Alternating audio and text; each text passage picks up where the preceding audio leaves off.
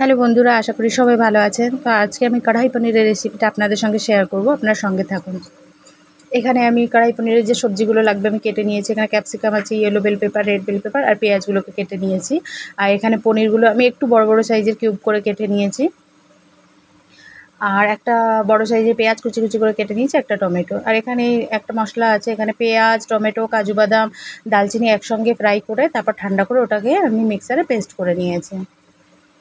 এবার একটা কড়াইতে আমি কিছুটা তেল গরম করে তার মধ্যে ওই কেটে রাখা সব সবজিগুলো, পেঁয়াজ, ক্যাপসিকামগুলো সব দিয়ে আমি একটু লবণ দিয়ে ফ্রাই করে নেব।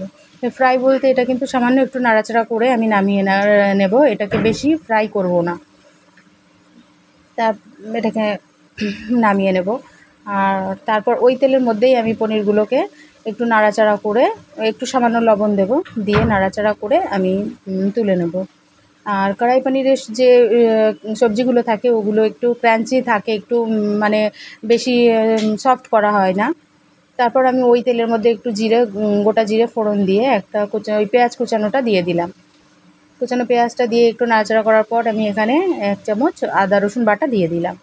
এটা দিয়ে নাড়াচাড়া করার পর একটু কাঁচা গন্ধটা চলে গেলে তারপর আমি ওই টমেটো কুচিটা দিয়ে দিলাম। দিয়ে নাড়াচাড়া করে একটু কষিয়ে নিয়ে ওই যে বাটা মশলাটা ছিল ওটা আমি দিয়ে দিলাম। ওটা দিয়ে আবার নাড়াচাড়া করে একটু মশলাটা কষিয়ে এখানে আমি লবণ, জিরে গুঁড়ো, ধনে গুঁড়ো, আর লঙ্কার গুঁড়ো, কাশ্মীরি লঙ্কার গুঁড়ো আর কড়াই পনিরের মশলা আমি দিয়ে দেবো। এই মশলাটা বাড়িতেও বানাতে পারেন আর বাজারেও কিনতে পাওয়া যায়।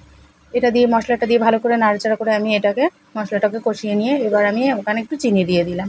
কিন্তু পনিরের সব আইটেমই একটু হালকা মিষ্টি ভাবটা ভালো লাগে। তারপর এখানে 4টে কাঁচা লঙ্কা আমি একটু কুচি কুচি করে দিয়ে দিয়েছি। দিয়ে একটু নাড়াচাড়া করার পর আমি ওই কেটে রাখা সবজিগুলো সব দিয়ে দিলাম। সবজিগুলো দিয়ে আমি একটু ভালোভাবে মিশিয়ে নেব।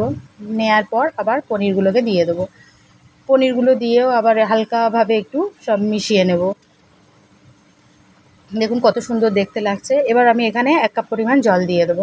জল দিয়ে আমি এটাকে একটু নাড়াচাড়া করে তারপর এবার আমি একটু এটাকে ঢাকা দিয়ে 5-7 মিনিট মতো কুক করে নেব। তারপর ঢাকা খুলে একটু কসুরি মেথি আর একটু কুচানো ধনেপাতা দিয়ে এটাকে নাড়াচাড়া করলেই কিন্তু এটা রেডি।